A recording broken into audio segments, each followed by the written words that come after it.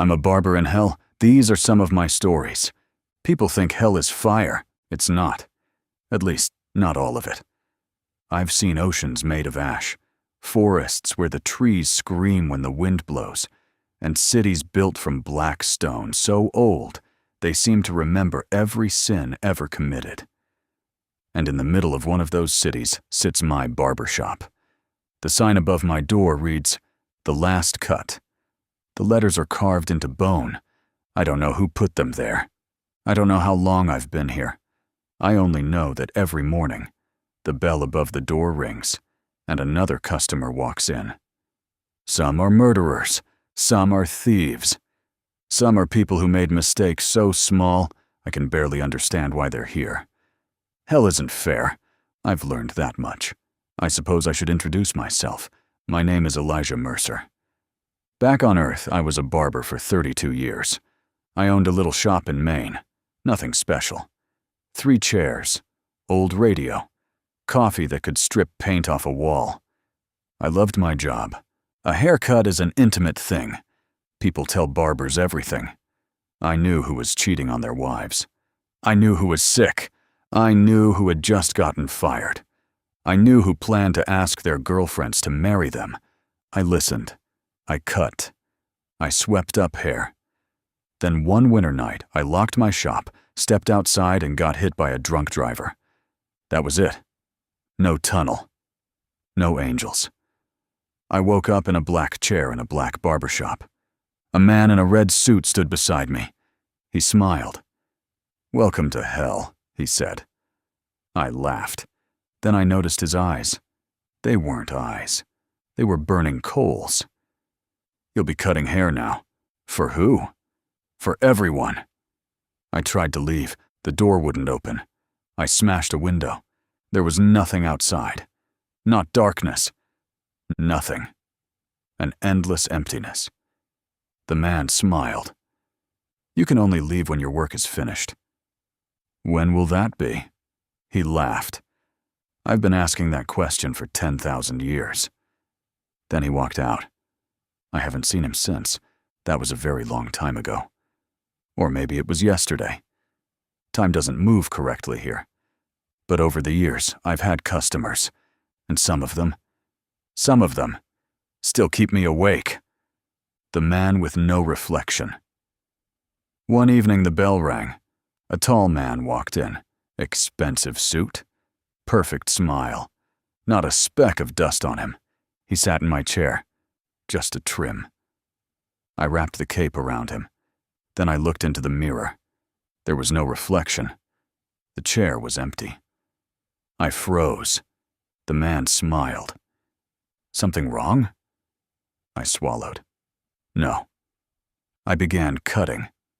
Snip. Snip. Snip. His hair was ice cold. Every strand felt dead. Finally, I asked, "Why don't you have a reflection?" He looked at me through the mirror, even though he wasn't in it. "I sold it." "What?" "My reflection. Traded it." "For what?" He grinned. "Success." I laughed nervously. He didn't. Turns out, while alive, he had been a famous businessman. Rich. Powerful. Beloved. But he built his empire by destroying thousands of lives. When he died, hell took everything. Even his reflection. Because according to him, he no longer had a soul. When I finished, he stood. "Thank you." Then he looked into the empty mirror. A tear rolled down his cheek. "I don't remember what I looked like." Then he left. I've never seen him again. The woman who kept smiling. She came in every Tuesday, always wearing a yellow dress, always smiling. I never saw her blink. "Same as usual?" I'd ask. "Please." Just a trim, every week, for years. Finally, I asked her why she kept coming. Her smile widened. "I'm waiting." "For what?" "My daughter." I stopped cutting. She explained that she had died in a house fire. Her daughter survived. For 30 years, she'd been waiting in hell. Because she believed her daughter hated her. Because, in her final moments, she couldn't save her. "I know she'll come here eventually," she said. "Then I'll apologize." I didn't know what to say. Then one day she didn't come. Instead, the man in the red suit appeared. He smiled. She left. What? Her daughter forgave her. She's in heaven? He nodded. I stared at the empty chair. The woman had spent decades torturing herself over something her daughter never blamed her for. That was the first time I realized hell feeds on guilt. Sometimes, your own guilt is worse than any demon. The boy covered in mud. This one still bothers me. The bell rang. A little boy walked in. Couldn't have been older than 10, covered in mud, barefoot, holding a toy truck. I nearly cried. "What happened to you?" He shrugged. "My daddy buried me." I couldn't speak. The boy sat in the chair. "Can I get my hair cut?" My hands shook. I cut his hair. He told me about frogs, about cartoons, about how much he liked chocolate milk, as if he'd never understood he was dead. When I finished, he smiled. "Thanks, mister."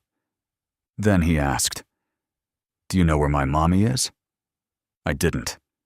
I still don't.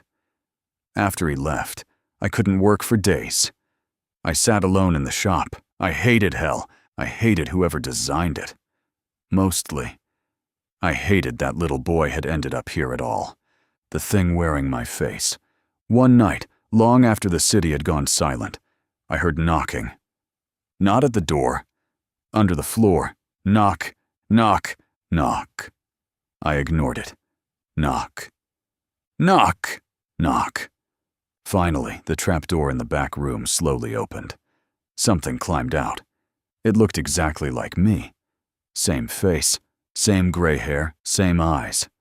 It smiled. "Hello, Elijah." I couldn't move. It sat in the barber chair. "I'd like a shave." Its voice was my voice. I slowly picked up the razor. "What are you?" The thing smiled. "I'm every terrible thought you've ever had." I nearly dropped the razor. "You remember all of them." I did. Every cruel thing I'd ever imagined. Every angry fantasy. Every selfish desire. The thing knew all of them, because it was all of them. I shaved it. Silence. Finally, it said, "You're a good man." I frowned. "Then why am I here?"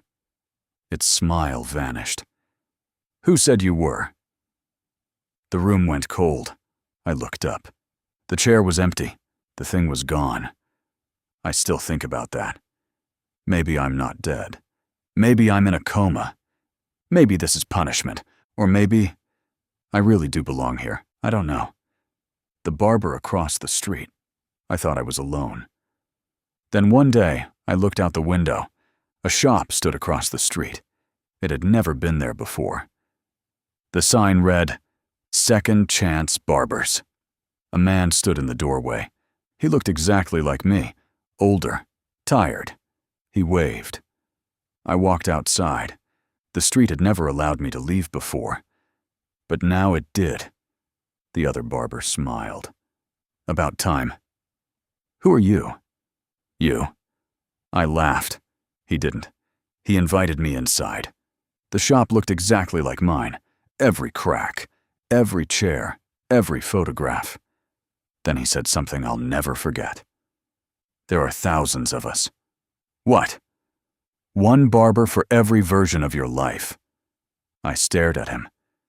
"In one life, you became a doctor. In another, a criminal. In another, a drunk. In another, you never opened your shop." I couldn't breathe. "Which one am I?" He smiled sadly. "I don't know." Then the street outside screamed. Not people. The street itself. The buildings shook. The windows shattered. The other barber stood. "They're coming."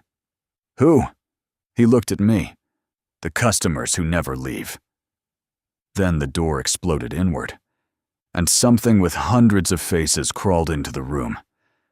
I never saw the other barber again. I've cut the hair of kings. I've shaved demons.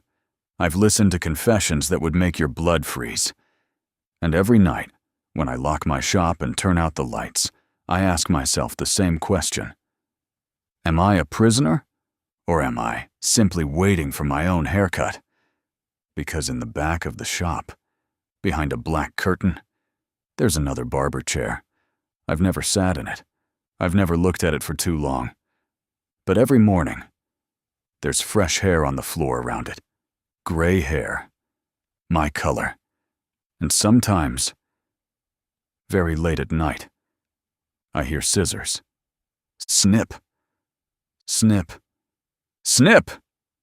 As if someone is waiting patiently, waiting for my turn. If that day ever comes, maybe I'll finally get my answer. Until then, I'm a barber in hell, and these are only some of my stories.